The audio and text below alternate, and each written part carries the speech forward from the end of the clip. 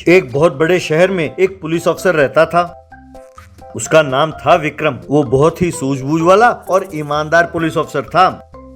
एक दिन उसके उच्च अधिकारी ने उसे बुलाया और कहने लगे, विक्रम, हमारे हाथ एक अजीबोगरीब केस लगा है, तुम्हें उस केस को डील करना होगा। तब विक्रम, बताइए सर, मुझे क्या करना होगा? मुझसे जो पन पड़ेगा मैं करूंगा सर। तब अफसर, मैं जानता हूँ विक्रम कि ये केस तुम सॉल्व कर सकते हो, इसीलिए मैं तुम्हें सौंप रहा हूँ। केस ऐसा है कि हमारे शहर से दूर एक छोटा सा गाँव है रामापुर। उस गाँव के सब लोग रातों रात गायब हो गए। अब समझ में ये नहीं आ रहा कि इतने सारे लोग रातों रात अचानक गायब कैसे हो गए। अब तुम जाओ और पता लगाओ कि माजरा क्या है। यूं कहते ही यस सर करके विक्रम ने सल्यूट मारा। इस तरह विक्रम अपने बाइक में रामापुर गांव पहुंचा। वहां खड़े कांस्टेबल को उसने बाइक में बिठाया और सारा गांव का चक्कर लगाया।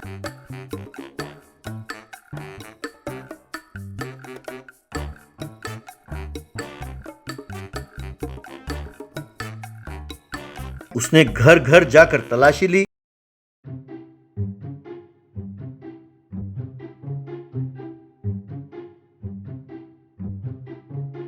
कांस्टेबल, सर, उस दिन मैंने एक मन्नत मांगी थी, इसलिए मैं मंदिर में ही सो गया था। सवेरे जब मैंने उठकर देखा तो सारा गांव खाली था। ये सुनकर विक्रम सोच में पड़ गया। बाद में विक्रम उस गांव के नदी के पास पहुंचा।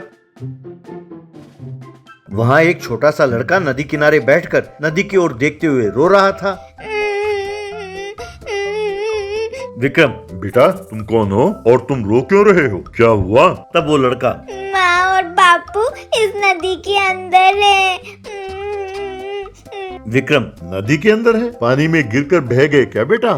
तब वो लड़का, नहीं नहीं, राक्षस आए थे और उन्हें पानी के अंदर ले गए। सिर्फ माँ और बापू को नहीं, सारे गांव के लोगों को लेकर वो पानी के अंदर चले गए और वहीं रखा है कैद करके। तब विक्रम, यानी सब गाँव वालों को ले गए? मतलब रामापुर गांव के ना? इसीलिए वहाँ कोई दिखाई नहीं दे रहा। क्यों बेटे? देखो बेटा, रोना बंद करो और जो कुछ हुआ सब कुछ मुझे बताओ। तब वो लड़का, हाँ, 2 राक्षस आए थे और सबको पकड़कर पानी के अंदर ले गए। वहाँ एक बहुत बड़ा गांव है और वो हम सब गांव वालों को वहाँ ले गए और वहाँ सबसे काम कराने लगे और हम लोग भाग न जाए इसीलिए वहाँ पर कुछ राक्षस पहरा देते रहते हैं। इतना ही नहीं, हर रोज एक गांव वाले को खा जाते हैं ये लोग। वहाँ मेरे माँ बाप एक ढाबे में काम कर रहे हैं और खाना पकाकर लोगों को खिला रहे हैं। विक्रम, लेकिन बेटा, पानी के अंदर लोग सांस कैसे ले पाते हैं? सब जिंदा कैसे हैं? तब उस लड़के ने अपने जेब से एक पत्थर निकाला और कहा, इसे जेब में रखेंगे तो सांस लेने की जरूरत नहीं पड़ेगी। मैं चुपचाप वहाँ से बचकर निकल आया, लेकिन मेरे माँ बाप वहीं रह गए। वो राक्षस इन सबको खा जाएंगे। तब विक्रम ने उस पत्थर को अपने जेब में डाला और कहने लगा, डरो नहीं बेटा, मैं उन सबको ले आऊंगा, उन्हें कुछ नहीं होगा। तुम यहीं रुको और धीरज रखो बेटा। कहकर वो पानी में कूदा। यूं पानी के अंदर तैरते हुए वो तह तक पहुंचा।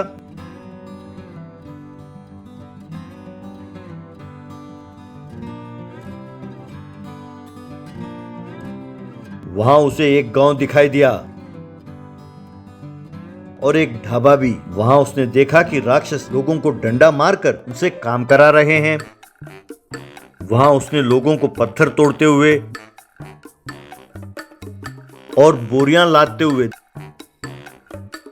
गड्ढा खोदते हुए देखा।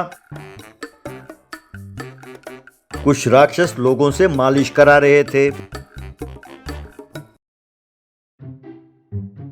उसने ढाबे में उस लड़के के माँ बाप को खाना बनाते हुए देखा। सबकी नजरें बचाकर वो चुपके से उस लड़के के माँ बाप के पास गया और अपना परिचय देते हुए उन्हें क्या करना है ये समझाकर उनके हाथ में उसने एक दवाई की शीशी दी। जब वो राक्षस खाना खाने आएंगे तो मैंने जैसा कहा वैसा करना। यूं कहकर उन्हें क्या करना है ये समझाया। इस तरह उन्होंने बड़े बड़े डेगचे में बिरयानी बनाया और उसमें वो दवाई मिला दी। बाद में सब राक्षस खाना खाने बैठे। इन दोनों ने उन्हें बिरयानी परोसा। राक्षसों ने बड़े चटकारे लेते हुए खाया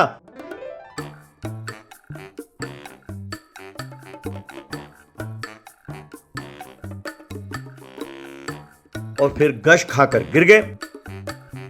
तब विक्रम, गाँव वालों चलो उठो और जल्दी से यहाँ से भागो, इससे पहले कि ये सब जाग जाएं। मैं अपना परिचय बाद में दूंगा। अगर इनका कोई मूल्यवान वस्तु आपका हाथ लगे तो आप उसे लेकर यहाँ से चलो। यूं उसने आवाज दी। यूं सब गांव वाले सोने से भरे संदूकें लेकर वहां से तैरते हुए बाहर निकले। लड़के ने जब अपने माँ बाप को देखा तो खुशी के मारे रोने लगा। गांव वालों के पास जो पत्थर थे वो सब उन्होंने पानी में फेंक दिया। सब गांव वालों ने विक्रम को धन्यवाद कहा। केस को सॉल्व करने की खुशी में विक्रम अपने बाइक में बैठकर गांव से अपने पुलिस स्टेशन की ओर रवाना हुआ।